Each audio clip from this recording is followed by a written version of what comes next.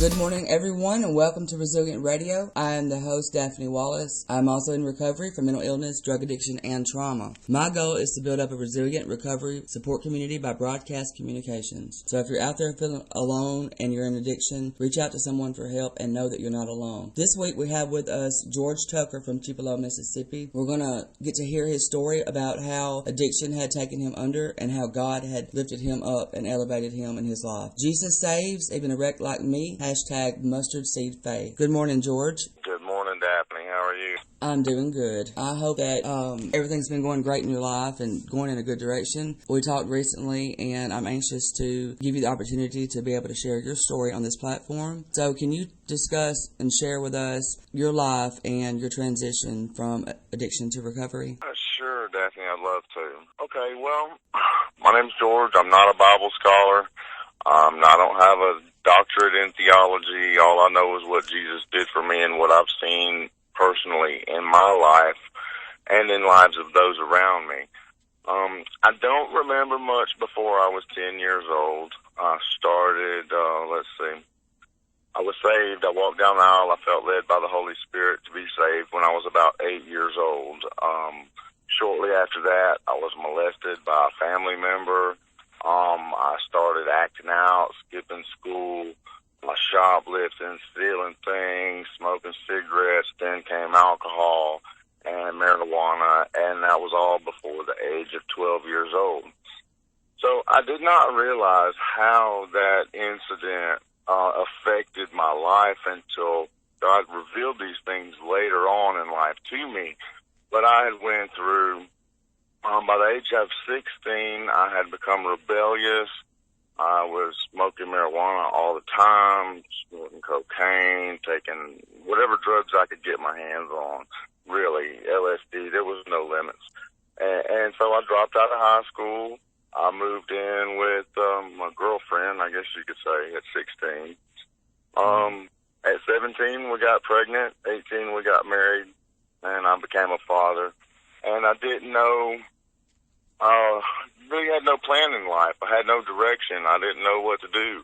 I mean, I know my constant was using drugs, so I began to deal in drugs, and that's how I supported my family and supported my habits, for quite a few years. Right. And the time came along that, I got arrested the first time in 1998 for a distribution charge. So I went to, first time I was in jail. I remember like it was yesterday, and this was 1998, over 20 years ago. I was scared to death. I didn't know what was going to happen. I didn't know anything about, being in trouble, like that. So Right. I cried out. I knew God from an early age in life, and so I cried out to God. I was like, God, please get me out of this, and He did. I ended up going to a 12-month inpatient type of faith-based rehab by the name of Canaan Land Ministries in Otagoville, Alabama. So I learned about God. I learned about the Bible. I learned about the Holy Spirit, and I built a relationship with Christ and everything. And when I finished that program, I moved to a different state. I moved to Florida and started a whole new life, and things were going good. As long as I was walking with God, I was getting up every morning. I was reading my Bible. I was going to church. I was being involved in the community. Just like living life and being blessed, and didn't even really realize that the blessings that I was getting were from God. So I started just one day out of the blue. It's just kind of like how the devil works. Is one day out of the blue, I just all of a sudden got this little nagging voice in my ear. Let's go do some cocaine. You ain't done none in so long, and you'll be okay. And this little thing and. So I ended up, I couldn't find any powder cocaine. I started smoking crack. Yeah. So then it was downhill from there. Everything after that, just like what I had built up it took me 2 years worth of sobriety and walking walking with the Lord and having a good job and being blessed. And all of that was gone within just a matter of months. You know, I lost all my self-respect. I'd lost my jobs. I lost, my financial things and cars and stuff. Everything was gone. So there I am, not realizing what's really going on in the spiritual realm of things, how I had come under attack, and like I succumbed to those temptations of doing drugs is just what I always felt faith go back to when I didn't know how to deal with things, when I didn't know how to cope with life situations. I just go get high, and, that's how I lived my life for a long time. Right. So, and fast forward in 2004, I got another felony for some credit card fraud stuff, and that was drug related. And I prayed again, God, please get me out of this. So I didn't get any time behind that one either. I didn't have to, go to really get in any trouble behind it. Right. So he rescued me there the second time. So then fast forward a few more years, 2008, I caught my third felony, and I believe that God was telling me, he's trying to get my attention. This time he sat me down for a couple of years in state penitentiary in Mississippi. Actually, they set me down for 7 years. Kind of hard-headed. But that was for a possession charge. That was another drug-related charge. So all of my troubles that I came from the law were all drug-related. So I went to prison, and it's like come under attack from like all these different demons, I guess you'd see the best way to call it, different things that people carry with them. Some people have angry spirits, some people have thievery spirits, some people are manipulative. There's all these different there's different spirits in the spiritual realm that that jump on you, like when you get around certain people in certain environments like that. So when I came home from prison, like I was all mixed up. I spiritually, just it was just a crazy time in my life. I'd been divorced. My children were grown. I was on my own for the first time in my life through intravenously. Yeah. And I got involved with some people doing some things that shouldn't have been doing, so it got to the point where I couldn't stop doing what I was doing, and I didn't know how to get away from the people that I was around. So, I just got to the point to where suicide looked like the only way out for me. So I had laid in my bed and loaded my shotgun and was gonna do the deed, and instead of doing that, I cried out to God, with tears, earnestly, just poured my heart out, how I can't live like this. And he saved me. He came into my life. He allowed me the opportunity to go to a place called God's House of Hope in Nettleton. And it's a faith-based rehab, if that's what you want to call it. But it gave me the opportunity to restore my relationship with God, for me to look back over my life and see where I went wrong and what was all this trouble come about.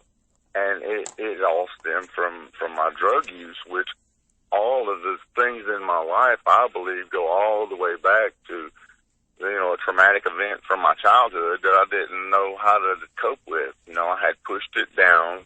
It happened when I was a child. And once I realized that, and forgave the person that did this to me, and forgave myself, and let go of all the shame and all the guilt of all of the things that I had done over my life that were keeping me bound, by shame and guilt was my affliction.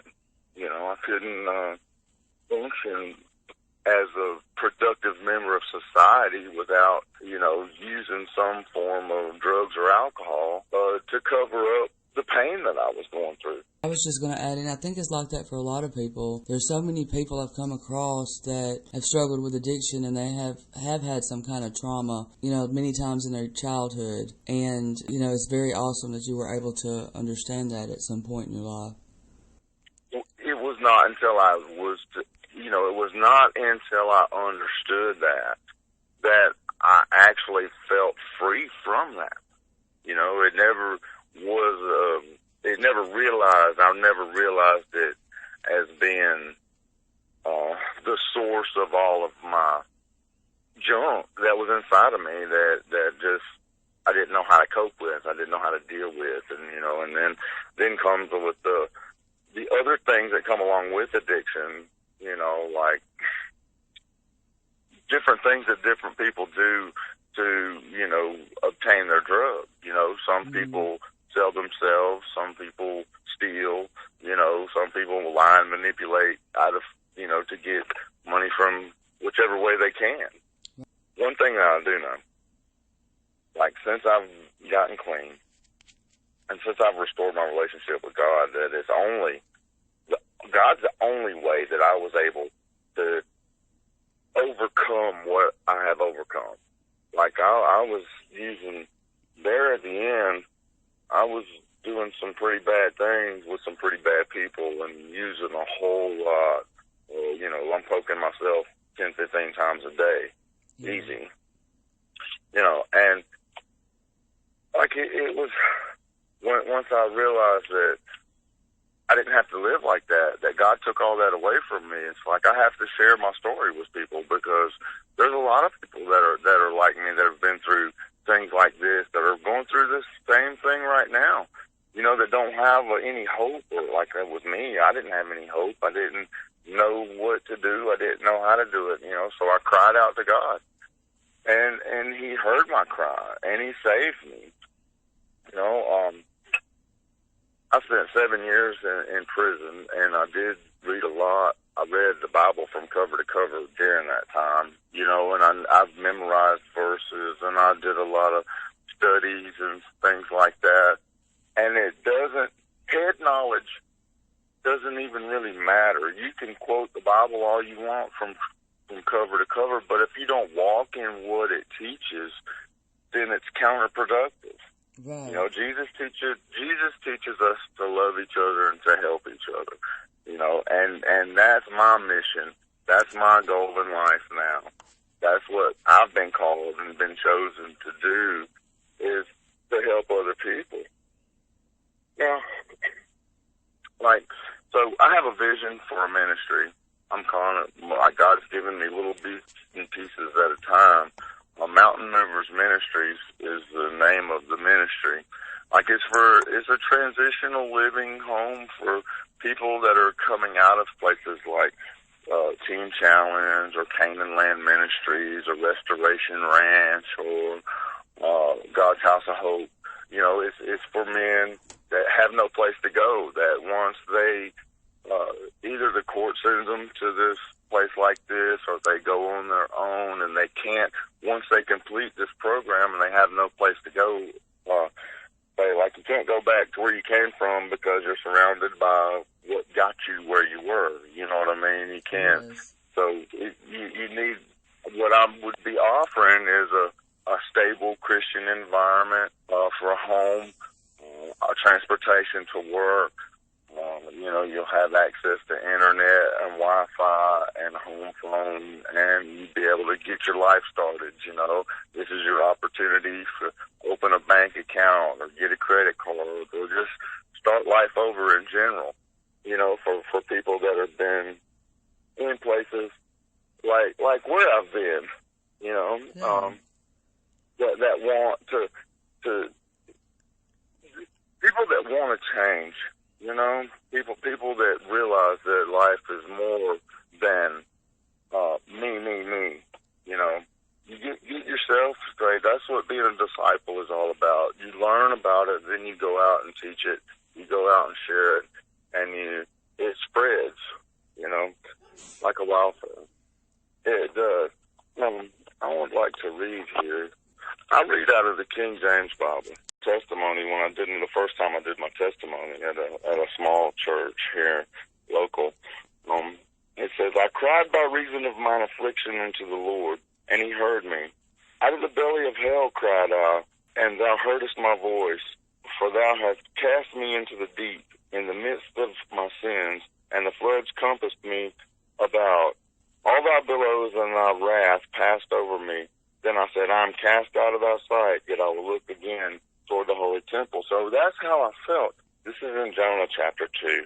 It's after, like when I was a child and I got saved and then I got into my sin, I felt like God turned my back on him. Like I didn't feel worthy of being in the presence of God because I was so wrapped up in my sin, you know, and that sin could have been whatever I was doing at the time, you know, because there's been so many different things over the years. Yeah. And then on down in verse 7, it says, when my soul fainted within me, I remembered the Lord, and my prayer came unto thee in his holy temple.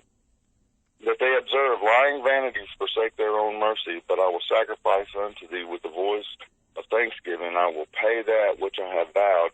Salvation is of the Lord. So what that's telling me is that's where I'm at. You know, when I cried out to God, he heard me, and he remembered me, and he rescued me. He stopped me from pulling the trigger on that 12 gauge. You know, he saved my life. There's been 3 different attempts on my life through the years, and he saved me every time. Right. You know, and I owe him, like I feel like I owe God my life, so I'm willing to do whatever it is that he has me to do. Now, I would have never in my wildest imagination imagined that I would be on a podcast or, you know, doing an interview like this on the radio for telling people about me. Right. You know, who am I? I'm nobody. You know, I'm just another Joe Blow down the street that, you know, run amok. Right. But God thinks you're worthy. God believes you're worthy. I never thought I would be either doing a podcast, you know, years ago. It was a total opposite for my life now. You know, I believe if we get together and connect with people across the plane, you know, we'll be able to make a bigger difference. And I believe that with God leading the way, that we will be able to change lives and save lives and impact lives. And it's our stories we share, but it's the examples of hope and sharing the love of God. I believe that's going to, you know, make the change. I agree. It's definitely like the only way that I've been able to overcome the things that I overcome. You know, I still struggle. I've only been clean for 7 months now. But I struggle daily. You know, there's still the temptation comes to the lure of the lifestyle of the way I used to live. You know, it's like the devil putting a carrot on a stick in front of your face, you know, and you're steadily trying to get that carrot, but you never can get it, you know. But God is like, you don't need that carrot. Here's an apple, you know. Here, take a bite of it, you know. So if you put it in that context, now what God, I've seen God work miracles. Like I saw with my own eyes. Like this is a crazy little story, but my mom had brought home a little puppy, and we were pulling up in the driveway, and it was in the driveway, and the car rolled up on the puppy. Like I saw this dog's head under the tire. Like I knew this dog was dead. I was like, oh no, back up. No, the dog just it laid there, and it just came back to life. Like I could not believe it. I was like, this is an act of God. God just brought this dog back to life because I just saw this head under this tire. It's crazy. Right. But that's just I took $12,000 worth of debt off of me and enabled me to get my driver's license. You know, I didn't have a driver's license for years and years and years and drove around on a suspended driver's license and, you know, had racked up about $12,000 worth of fines. And of a sudden, bam, they're gone. You know, I was like, I don't even know how that happened. You know, that's the only God can do that. You know, his vision of the Transitional Living Center, where can they reach you at, George? What's the best way to? My email address is winterherald, WINTERHARLORD,